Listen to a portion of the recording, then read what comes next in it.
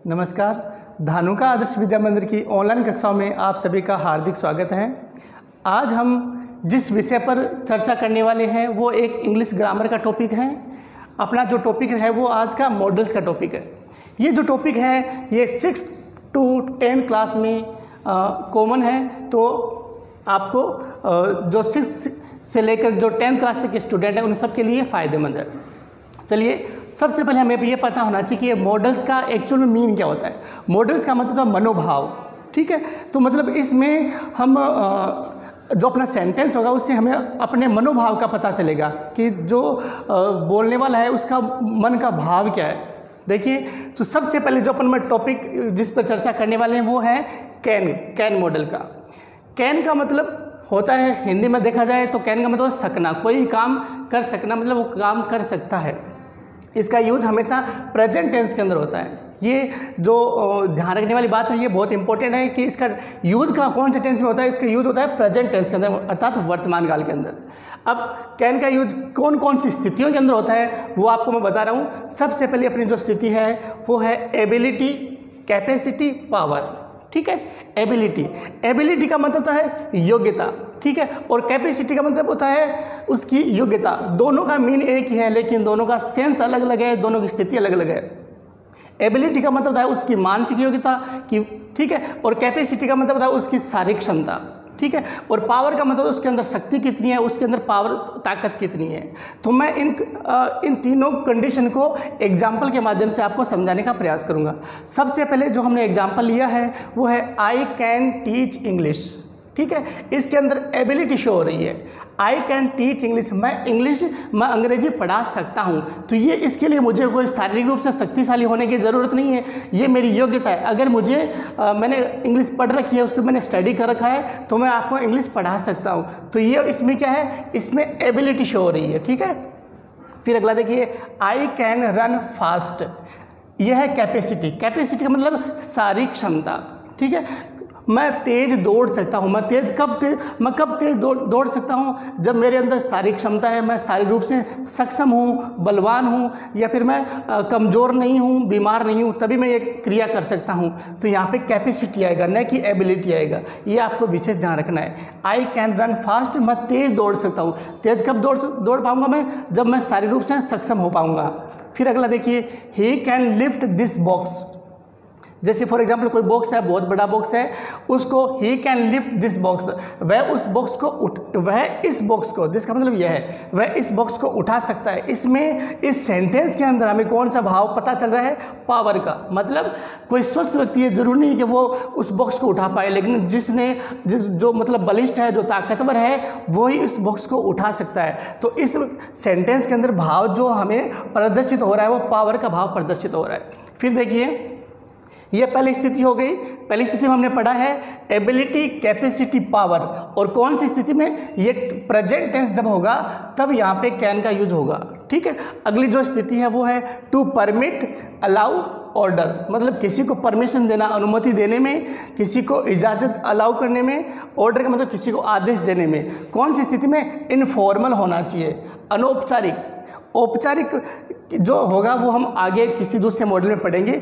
अभी जो हम फिलहाल पढ़ रहे हैं वो इनफॉर्मल है, ठीक है। इसमें अनुमति लेने और अनुमति देने दोनों सेंस में अपन कैन मॉडल का यूज करते हैं। फॉर एग्जांपल, जैसे देखिए, यू कैन गो नाउ, तुम अब जा सकते हो। इसमें अनुमति दी जा रही है कि अभी आप जा सकते हैं।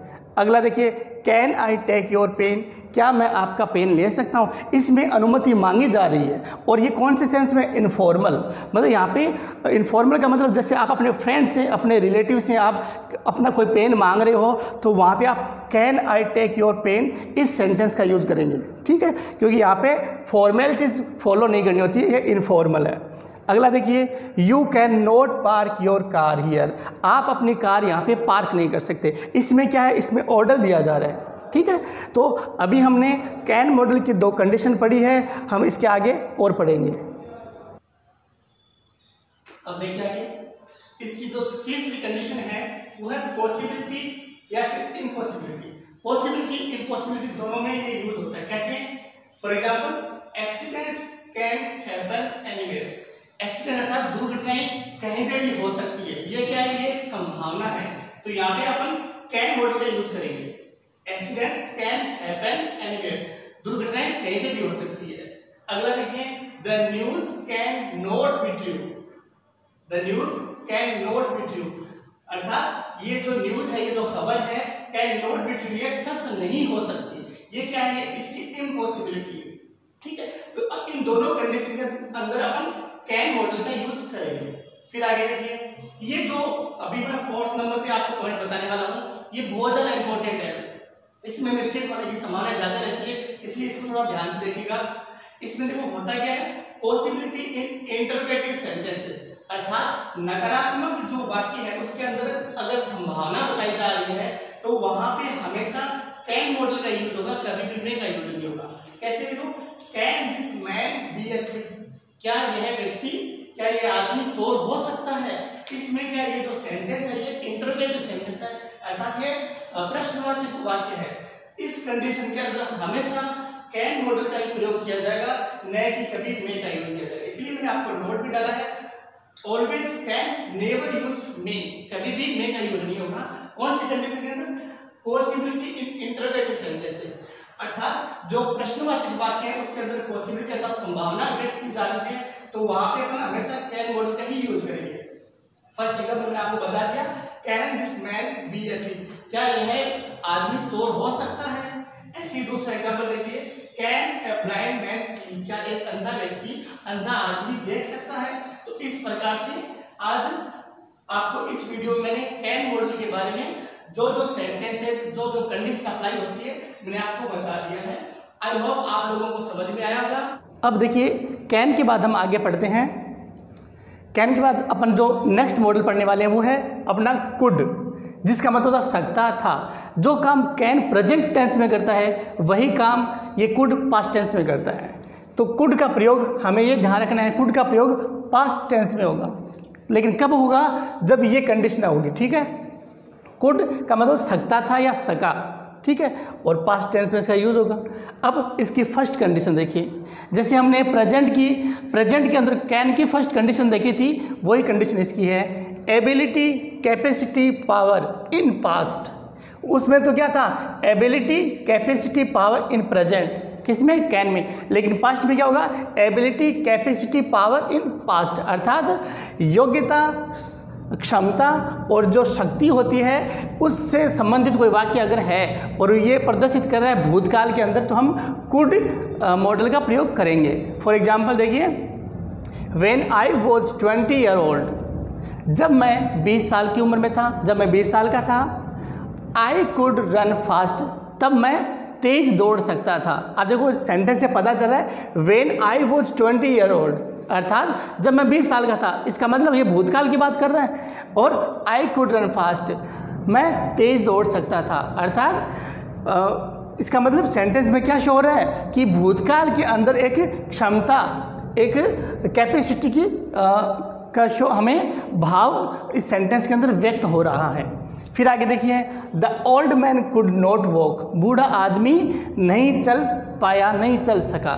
ठीक है, तो इससे हमें क्या, कैसे पता चलेगा कि ये पास्ट में है, जब कुड आ जाए तो हमें ये समझ जाना है कि ये पास्ट का सेंटेंस है। The old man could not walk, बूढ़ा आदमी नहीं चल सका।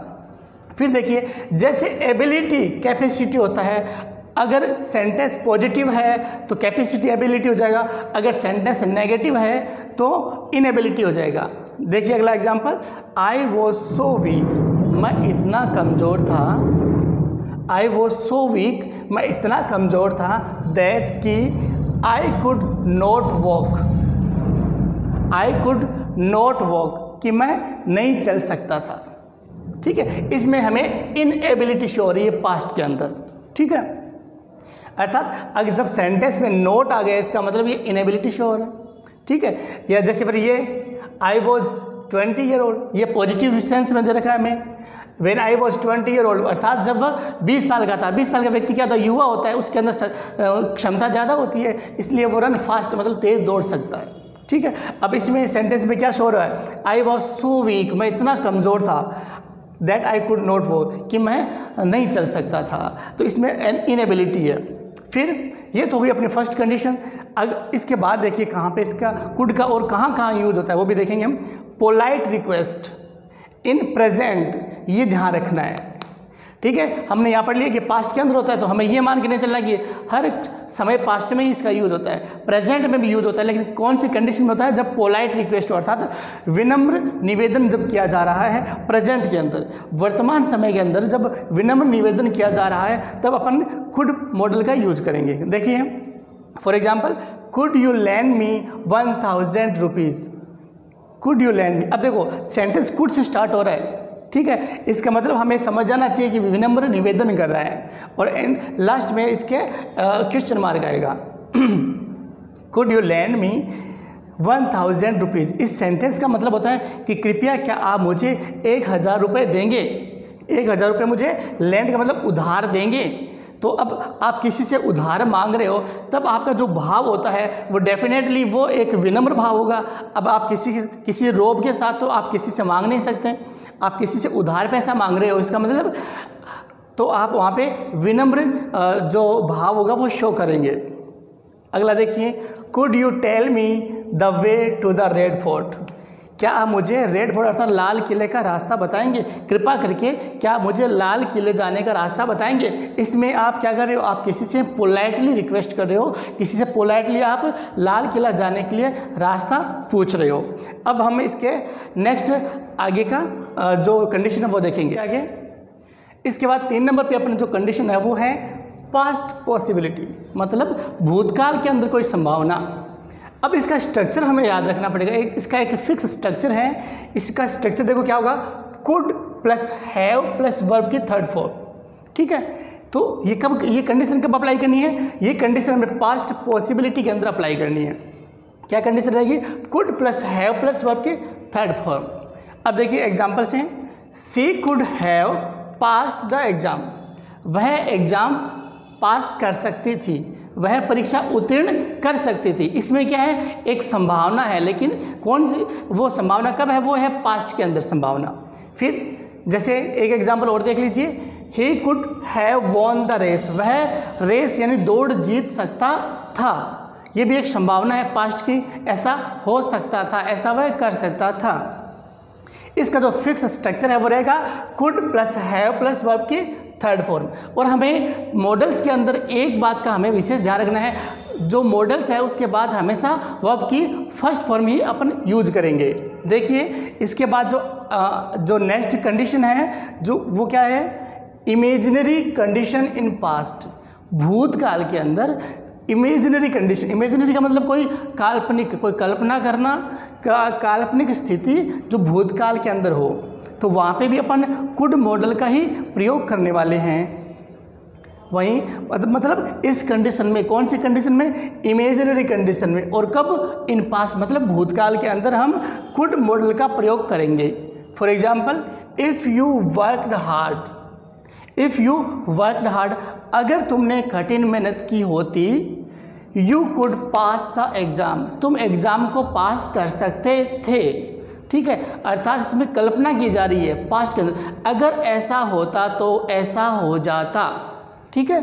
इस प्रकार का जो सेंटेंस होगा वो उसमें कुड मॉडल का प्रयोग किया जाएगा। फिर देखिए इन इनडायरेक्ट स्पीच, अपन जो रिपोर्टेड स्पीच का जो चैप्टर है उसके अंदर ये आपको देखने को मिलेगा। इनडायरेक्ट स्पीच के अंदर, इनडायरेक्ट स्पीच के अंदर भी हम इसका प्रयोग करते हैं। कैसे करते हैं, देखिए ये जो फर्स्ट सेंटेंस मैंने लिख रखा है वो है डायरेक्ट स्पीच का। जब डायरेक्ट स्पीच को अपन इनडायरेक्ट में कन्वर्ट करते हैं तो कैन जो होता है उसका कुड बन जाता है, ये आपको देखना है, ध्यान रखना है इसका। For example, he said to me, उसने मुझसे कहा, यू कैन गो, तुम जा सकते हो, ठीक है। तो जब ये तो है डायरेक्ट स्पीच, अपन इसका इनडायरेक्ट जब बनाएंगे सेंटेंस तो हम कैसे करेंगे, देखिए, he told me that I could go, कि मैं, उसने मुझे बताया कि मैं जा सकता था, ठीक है। तो ये जो कैन है इसका कुड बन जाएगा। तो इस प्रकार आज हमने वीडियो के अंदर ये कैन और कुड के बारे में स्टडी किया है, और ऐसी आशा करता हूँ कि आप लोगों को अच्छे से समझ में आया होगा। धन्यवाद।